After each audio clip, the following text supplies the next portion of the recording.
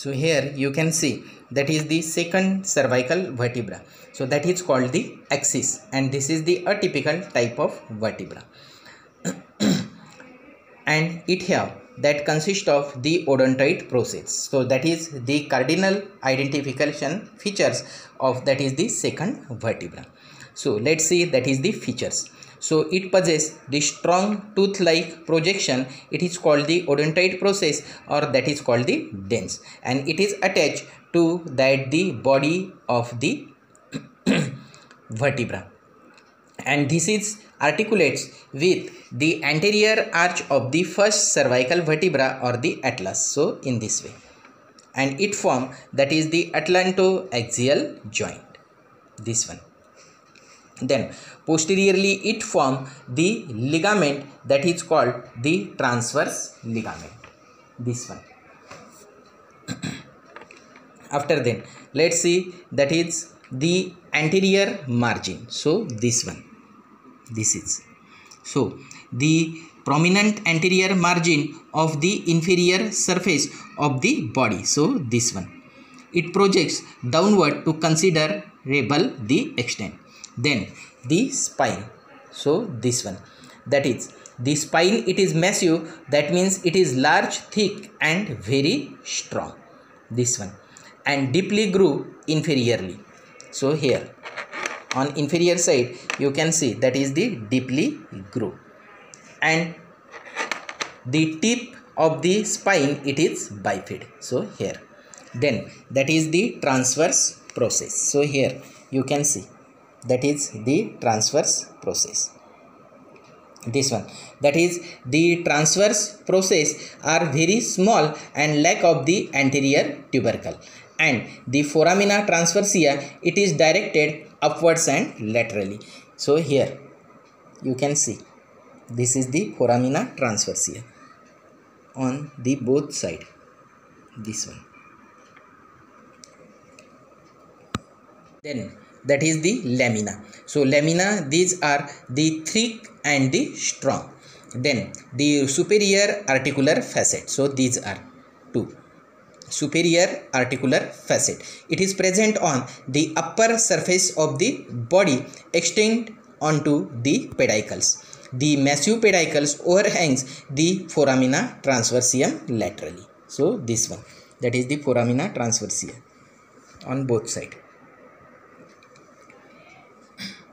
Then the superior articular facet, these are the large, flat and circular in nature. They are weight bearing and enroach on the side of the body, and it is directed upwards and laterally to articulate with the corresponding facet of the atlas vertebra. Then the inferior articular facet. So here we should turn and forming this one, that is the inferior articular facet. So the inferior articular facet, it lies posterior to that the transverse process, and it is directed downwards and the forwards to articulates with the third cervical vertebra, this one. So that is the features of the second cervical vertebra or the axis vertebra. The attachments related with that the axis vertebra. First, that is this is the dens. So it provides the attachment at this apex to the apical ligament. Then on each side below to that the apex, there is present that is the alar ligament. Then the anterior surface of the body. So here this one, it receives the insertion of the longus colli and the anterior longitudinal ligament. Then the posterior surface. So this one, the posterior surface of the body, it provides the attachment, that is the posterior longitudinal ligament, membrana tinctoria and the vertical limb of the cruciate ligament. Then that is the lamina, this one. So lamina, it provides the attachment of the ligamenta flava. Then that is the transverse process on both sides. So the transverse process, it gives the origin by its tips to levator scapulae, scalenus medius and the splenius cervicis, and the intertransverse muscle are attached to the upper and the lower surface of the process. Then that is the spine. So the spine gives the attachment of the ligamentum nuchae, semispinalis cervicis, the rectus capitis posterior major, inferior oblique, and the spinalis cervicis, and the interspinalis and the multifidus muscle. So these are the muscles attached to that the second cervical vertebra or the axis. Then the seventh cervical vertebra. So that is also the type of the atypical vertebra, and this vertebra, it is called the vertebra prominens because it has the long spinous process and the dip which can be felt through the skin at the lower end of the knuckle furrow. So the features, that is its spine, it is thin, long and nearly horizontal, and it is not bifid like the other cervical vertebra, but at the end it forming that the tubercle. So this one. Then the transverse process. So these two.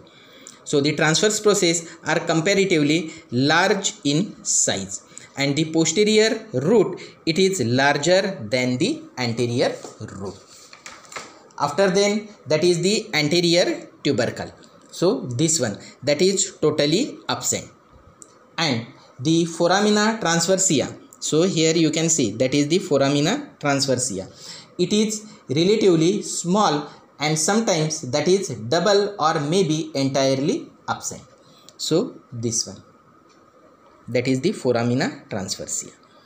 Then the ossification of the seventh cervical vertebra. Then the ossification of the seventh cervical vertebra, it is same like the typical vertebra, means it have the three primary center, that is one for the neural arch and one for the centrum, and that is the three secondary centers, that is one for the superior and the inferior surface of the body, two for the transverse process, and two for that is the spine.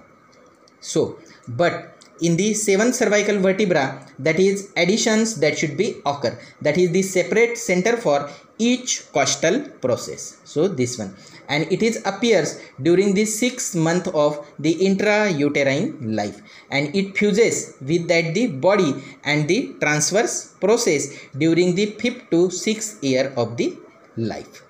Then that is the attachment. So that is the tip of the spine. It provides the attachment to the ligamentum nuchae. So here. Then it also gives the attachment to the trapezius, rhomboidus minor, serratus posterior, superior, splenius capitis, semispinalis thoracis, spinalis cervicis, interspinalis, and the multifidus. Then the attachment to that the transverse process. So here. So the transverse process, it gives, that is the foramina transversa, it usually transmit the accessory vertebral vein and the posterior tubercle. So this one, that is the area of the posterior tubercle. So this one, the posterior tubercle, it provides the attachment to the suprapleural membrane, this side. Then the lower border, it provides the attachment of levator costum. Then the anterior root of the transverse process. So this one, it may sometimes be separate, and then it form the cervical rib of the variable size, and these are we had seen into that the clinical points related with the ribs. So that is the seventh cervical vertebra.